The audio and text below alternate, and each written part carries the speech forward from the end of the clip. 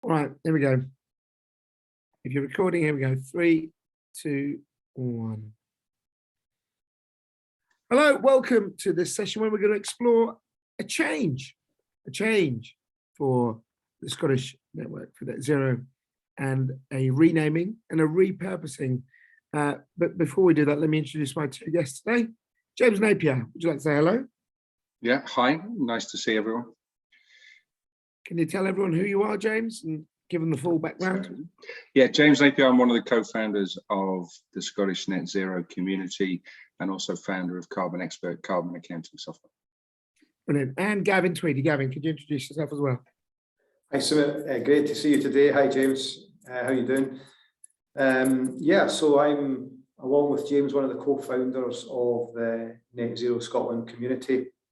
And it's just been a wonderful journey over the last 8 or 9 months to develop this community to be the size of it. You know, it's something I'm really proud of, and so is James and everyone else that's been involved. We had an event last week which was held in Glasgow, and again, fantastic to see how the community has evolved. So really looking forward to sharing that story today. Brilliant.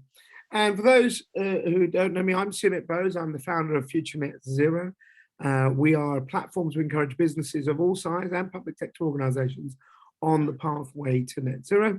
And we also work with James very closely with our Future Net Zero standards. So guys, first of all, before we start talking about the journey, just your initial reactions to COP. So we've been here since Monday last week.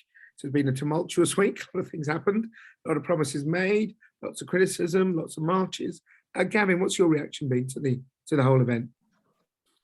Yes, it's, you know, I guess I have mixed feelings as you would have at an event on this size and scale. On the one hand, I would like to see more progress from more countries, you know, more commitments than perhaps we've seen. On the one hand, on the flip side, I've been really impressed with how mainstream society is getting more engaged in this conversation. That, you know, the protests they had were at the weekend were very peaceful. There was very minimal arrests. I think we were expecting a lot more trouble than we've seen, and when there has been people protesting, it's been done in the right way for the right reasons. So that's encouraging. I have seen a lot of fringe events around Glasgow and around Scotland, because there was a perception that maybe COP was starting out in a very kind of exclusive situation where you needed to have a certain profile to be able to participate. And I'm pleased to say that organisations like ourselves, we set out to create an opportunity for mainstream society to take part, in the SME community in Scotland have a voice. So for me, I'm left with a sense of optimism. Yes, there's a lot of work to do, but just listening to the companies that have started their journey fills me with confidence that we can navigate our way out of this crisis. James, what about you? Yeah, I think you have to be optimistic about it. I think COP, even for those of us that are spending time in Glasgow, COP is happening somewhere else. I mean, there's a ring of steel around the blue zone for obvious reasons, but it isn't involving people in the local area. So I would question how much it's really lighting the touch paper of people who aren't in Glasgow and, you know, in the UK and beyond. I think whatever is agreed by countries, by politicians, essentially needs the permission of the population to work. And that permission is really, do we show leadership? Do we get involved? Do we accept we have to have a different way of living in the future? That's not necessarily a worse way. It's just a different way that takes into account what the planet can actually support on a year-by-year basis. And that's what I hope the lasting outcome of COP is that as individuals and as communities, we start to take the responsibility to say legislation should support our action. Legislation shouldn't be the thing that forces us begrudgingly to change in the future, because in democratic societies, politicians want to be popular. So they're only going to do less if we accept less. They're going to do a lot more if we accept more. So kind of, yeah, it's great, but it's really up to us as individuals to make this work. Yeah, I have been inside that ring of steel you talked about. 1.5 hours for a strip body search to get inside, but hey, it's pleasurable. No, I mean, in all seriousness, you know, a lot of big brands there. The Blue Zone has, what I loved about it was there's a real international feel. You know, people from all around the world. It didn't feel too Scottish.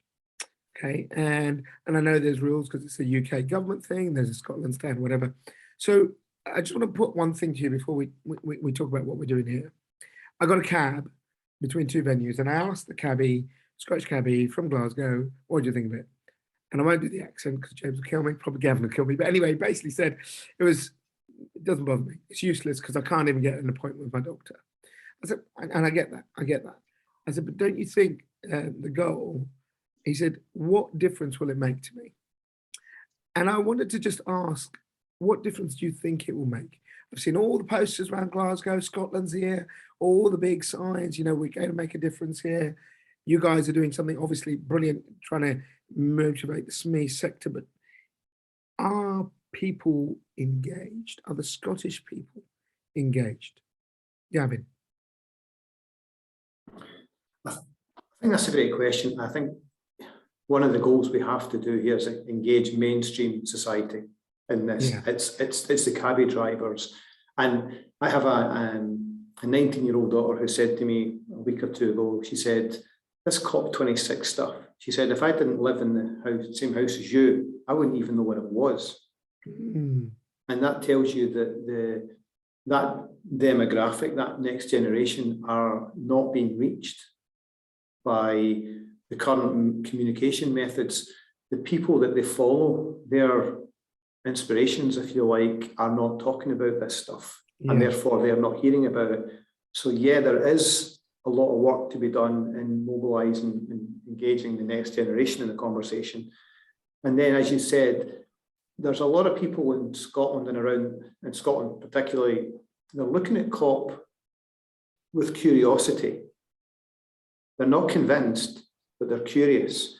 Our job is to convert that curiosity into commitment. So for me, it's the legacy of after COP that really matters. And I believe that we'll build on the awareness that COP has created.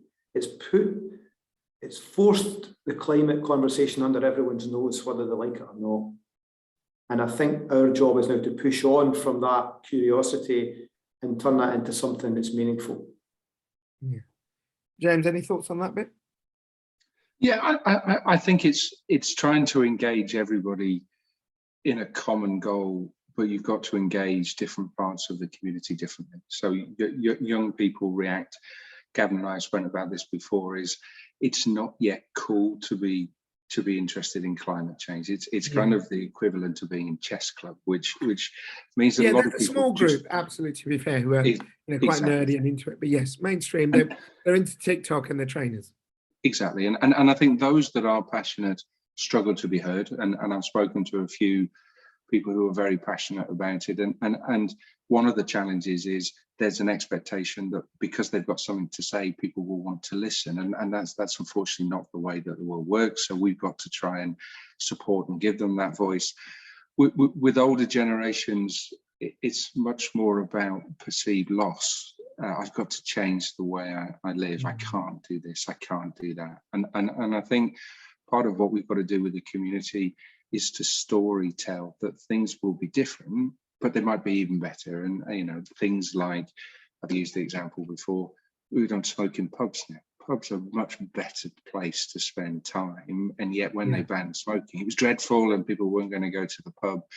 And now people just accept that's what we do. It's normality. And I think we've got to try and push people through that curve. And ultimately, what we're doing is globally is putting another parameter in the way that we live in place, which is we earn money, we can consume, we're putting in sustainability and what the planet can support. And over time, that additional factor will just become how we live.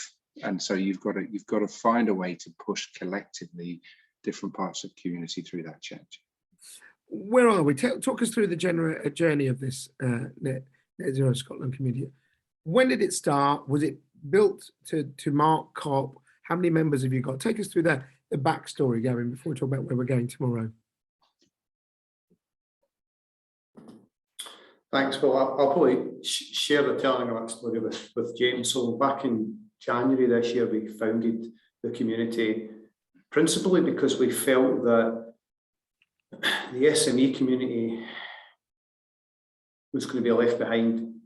And by that, what we mean is the SME community had just come through COVID, if you like, this surviving that.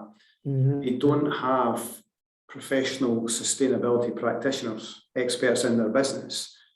How can they be expected to carry the burden of climate action when they don't have the resources and they're worried about survival? So we realised that the narrative that was out there wasn't resonating. We're doomed and you have to, take action now. It's been presented as a cost, as a threat, as a disruption to business. And we realised that you have to appeal to people's sense of opportunity and make sure that SME community is not left behind. And there was a lot of content coming out online. It was passive. It was content on a website, read this, read that. But the burden of responsibility was squarely on the shoulders of the businesses themselves. And we felt that they needed help, support, encouragement, and inspiration. And that's what we set out to do when we founded the Net Zero community. And it's a completely voluntary-based organisation. People giving their time and their energy and their passion to do the right thing. And we're supported by something like 16 volunteers today, which is superb. And in fact, many of them are involved in helping run this online series today and supporting the physical events. For all of those people, I salute you. So does James. And I think that we've grown to somewhere in the region of 850 members since January. Our goal, or our challenge, if you like, is to keep that group of people engaged, involved, and that's something you have to nurture. It doesn't just happen. So, as we've grown rapidly, we've gone through the same growing pains that any organisation would go through, keeping that group interested and engaged with engaging content and speakers. And certainly what COP is doing for us is it's allowing us almost to re-energise the conversation. After recruiting 800 or 900 members, what we also realised was that we had set out to mobilise SMEs in Scotland, but we were being approached by international companies saying, we want to join. And we realised this conversation is bigger than Scotland. Companies were saying, can you help us decarbonise your supply chain across the United Kingdom? So we actually felt we had started to outgrow our original purpose. So the organisation has been going through this evolution to become more about a movement of movements, becoming more international, where it's inclusive of everyone. And I'm going to get James to say a few more words about where we're going to take it next, but I hope that gives you a good introduction to things. Yeah, before James does that, talk through the sort of members. You don't have to name the companies, but are we talking, a couple of people in a flower shop up to a, manufacturer? What sort of businesses have joined up this 800 members? Give us a taste so people understand. So these members are a mixture of companies and individuals. They range from, like you said, small businesses with 2 to 5 people.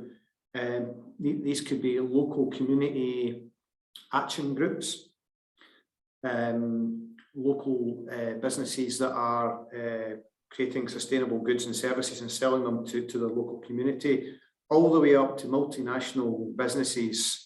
So when we talk about we've mobilised over $1 billion to the United Nations Race to Zero, it's across the spectrum of large businesses like construction companies and retail businesses, all the way down to 2 to 5 people micro businesses. It's a real cross section. And then we have these international organisations and partners that are joining us, that they love what we're doing. we've got these partners in the United States and California, such as the Global St. Andrews Society, who want to recreate and repeat what we are doing here over there. And similarly, we're working with some organizations, people in India who want to do the same thing. So the goal here is really to reach a global audience where we're sharing best practices, sharing learnings, and really making a difference to the big tons globally. One last point before I bring in James about the future direction. You've set this up as a not-for-profit, is that right? So the idea is this is not some sort of money-making engine at the expense of other businesses. You're saying we want to share, we want to let everyone join this journey. Yeah, absolutely. There is no individual or group of shareholders that get wealthy on the success of this venture. This is set up it has to be a sustainable venture. So yeah, in an ideal world, it will generate revenues and be Sure. profitable in the sense that it will be, it'll be profitable and it's a sustainable venture. But the key thing for us is that we are able to take this organization forward and make a big impact across the world. And I think James is going to sort of speak into that in a bit more detail. Yeah, James, talk about the change that's coming then. So there's a change, and I'm just noticing, Mike, your question on this is so the Scottish Net Zero community will stay. That's the Scottish initiative. That's where we have the 2045 tartan. For those people coming to Falkirk tomorrow, you'll hear our bagpipe anthem. So all of that remains. What we've created in the community, and we're fully launching the first of them after COP, is a Net Zero Accelerator.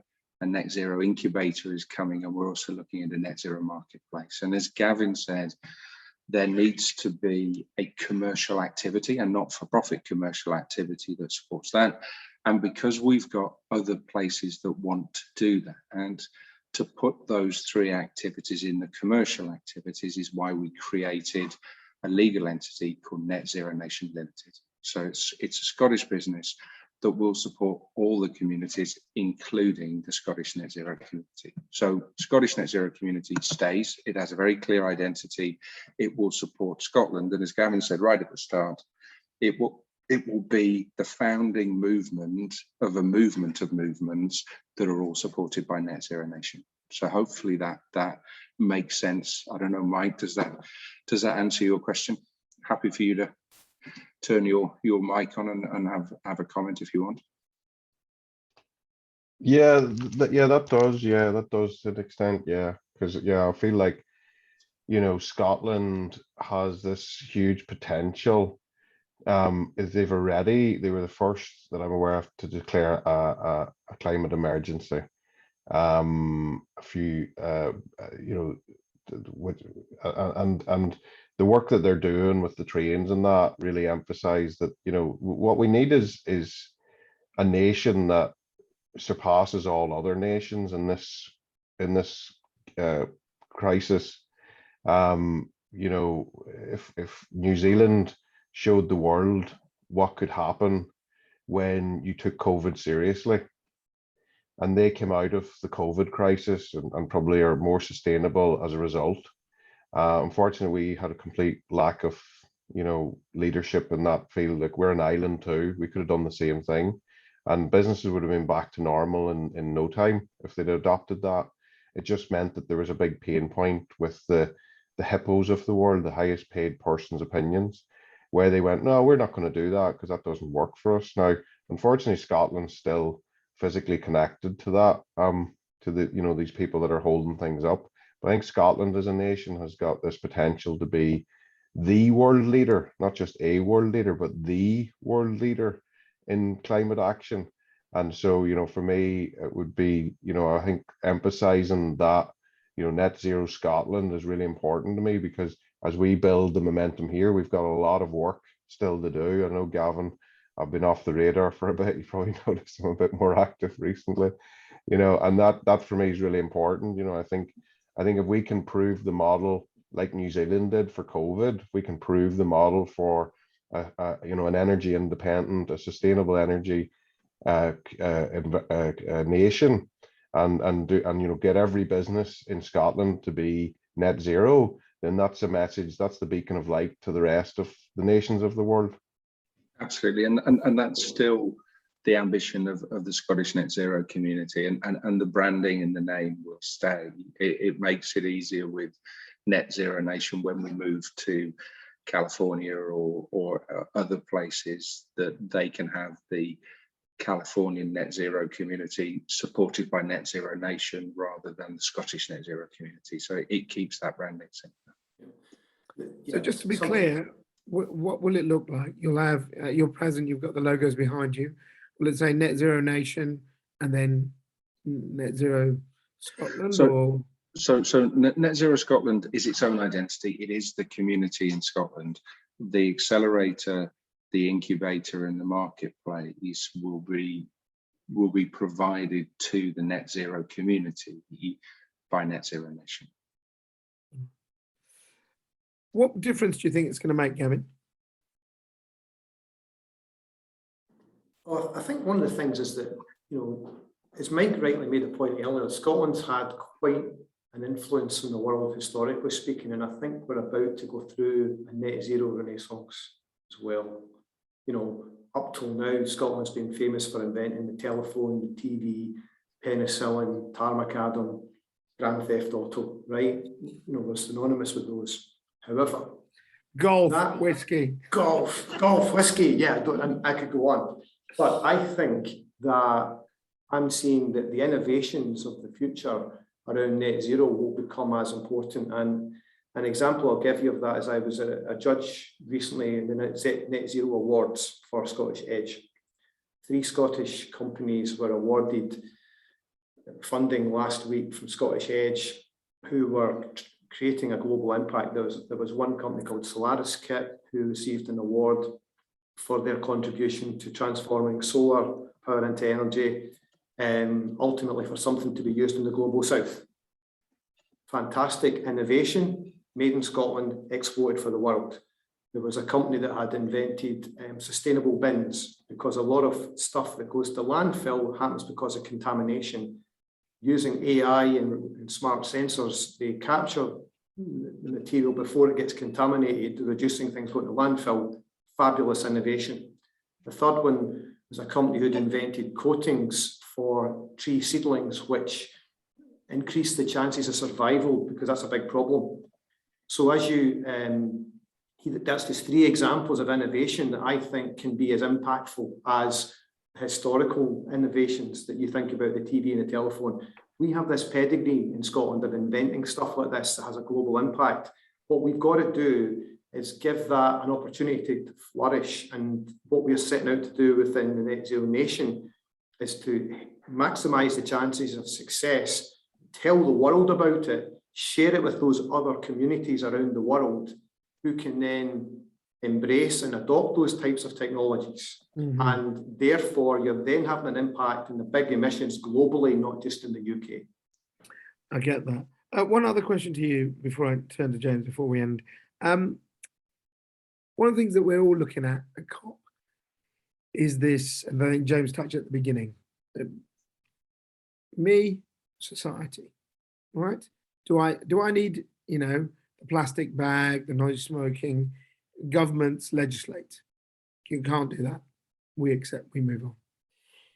There's an element of this which is, we know governments have been dragging their feet. There's a lot of inertia, and also it's complicated. Let's not lie, it's a very complicated thing for people to do. Excuse me. Do you think what you're trying to do is to say to your businesses, your business community, you don't have to wait for legislation to tell you what to do. Just start taking that first step, and then another step, and another step, and let's do it ourselves, because that's the real interesting thing, that SMEs can move so much faster than big companies. They'll wait for legislation. We can go beyond, can't we? I can do it, absolutely. We had the panel last Tuesday, we've got another panel tomorrow, and Fraser, who runs a transport company up in Inverness and the Black Isle, has moved to electric vans. And he's had vans run out of charge on the side of the road, and yet he still went to electric vans, because his view is he wants to help the local community. He's got a picture of his electric vans next to a diesel DHL and a diesel UPS, and they just can't make that change quicker. And one of the guys in his company was really negative, saying, why are you doing this? This is just going to have hassle to our company. And then 2 months later, they got the numbers in and they're running vans at a penny a mile instead of 15p a mile for diesel. And the same guy said to him, why can't we do more faster? And I think it's the key thing we have to do is perception versus reality. The perception is that it's hard, it's risky, it's going to cost me money, I don't have time, and we've got to wait for government to tell us to do it. Exactly. And the key thing is there's an increasing number of people in the population, and crucially, they are community people, which means they look and feel like other people who are looking into the community, who are saying, we're just a business, we've embraced this. Fraser's point, I think, was another one was really valid, which is there's hard learning, but if we do it first, we'll always be ahead. And I think there isn't a single business in our community that hasn't embraced sustainability and been better off in a multifaceted way. They've saved money, their employees are engaging, their customers are they're getting better customer recognition, etc., etc. And one of the things that's really interesting is a lot of companies in Scotland and beyond are already doing stuff to reduce their carbon emissions. It's called cost saving. And what, cost saving, unless you're an accountant, is a bit dull. But if you can transfer cost saving into reductions in carbon emissions, it's incredibly engaging. And in the community, we want to help companies just say, we had Michael Cusack from ACS Clothing said, we didn't realize we were a circular economy company until somebody came in and said, what you're doing is circularity. And he said, great. So they told everyone, and it builds that momentum. So it's one of these things that perception is worse than reality, and actually most people are already on their journey, they're just not reporting it. And that's why the accelerator is going to be so important, because it gives people the ability to frame what they're doing and tell people the progress that they're making. And the real important thing in this is we talk about collective commitment and personal journey. So it isn't forcing people to act in the same way as everybody else at the same pace. You develop a net zero journey that's right for you and your organization. Some people can do it faster than others. The most important thing is, do you do it properly? And that means in Scotland, you've got to get to net zero by 2045, but it doesn't mean you have to be net zero by Christmas. Yeah. And Gavin, before we go, I suppose one thing that all this is doing is, like you said about your daughter, people run businesses, people think they're business people, they're not. They're people, they've got families, they've got friends. And are you hoping that as little businesses, medium business, whatever, that the SME sector starts to do things, it does this thing in the community, it starts to cause ripples within the community of people going, what are you up to? Oh, this is what I've done in my business in the pub. Oh, my daughter's in, that sort of thing that starts to spread, so that a business, it's like the old days of a railway. You build a railway and you get everything coming to that town and it changes the town. Is that what your hope is, that this community will start to create a message around net zero through the communities of Scotland, not just the businesses of Scotland? Absolutely. I think we've created the curiosity and the intrigue. Yeah. And one of the things I think I would say is, we've all seen this. If you try and create a campaign to engage people from a centre and you push out the way, you never really get there.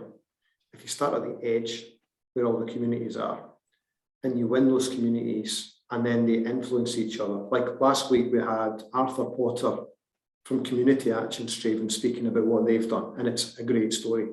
Since he gave that talk last week, we've connected him with 2 other community action groups who are saying, we love what you're doing, can we get in touch? And that is working at the edge and starting to build in the way. There's also, so there's definitely, you can mobilize those ripples. The other thing to think carefully about is, there is a massive shortage of people to do jobs right now. And more than anything else, people are coming to me and saying, Gavin, can you help me find someone who can do X, Y, and Z? And I'm posting those jobs. There's a war on talent. It's difficult to retain staff and it's difficult to recruit staff. and increasingly speaking, the market is looking for companies that have really authentic green credentials. More and more people looking for jobs are thinking, I want a job where I'm doing the right thing, which balances people, planet, and profit. If it's profit only, it's not for me, because I know that isn't the answer to recovering from this crisis that we find ourselves in. So that's another thing to be mindful of, is getting involved in this puts you on the front foot and allows you to take a leadership position for your business, helps you recruit staff, helps you retain staff, and you're doing the right thing. And as a consequence, customers, partners, and investors will seek you out because you're the kind of business they want to do business with. Before we go, James, when will all the changes start so the community knows what will be happening? So from now, really, we'll be launching the accelerator as soon as COP finishes. So we've got our big event tomorrow. So Gavin will talk a bit more about that as one of the final sessions tomorrow. And then, yeah, we'll be, as far as most people in the Scottish community go, they won't notice any difference. It'll still be branded.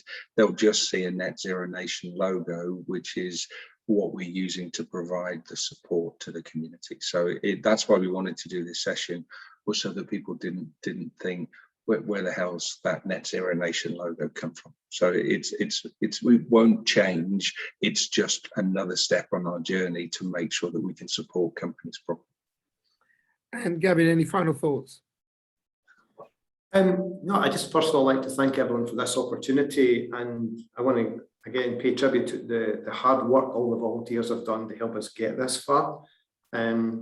I think there's clearly a long road ahead of us, but I feel optimism that we can get there. I'm seeing the ripples happening now, and it's our job to execute on that and build a better future for everyone. So let's just go for it and not wait for tomorrow. Let's do it today. Everyone can start something today that can make a difference. Brilliant. Gavin, James, thanks for joining us. Take care all. Thanks, bye.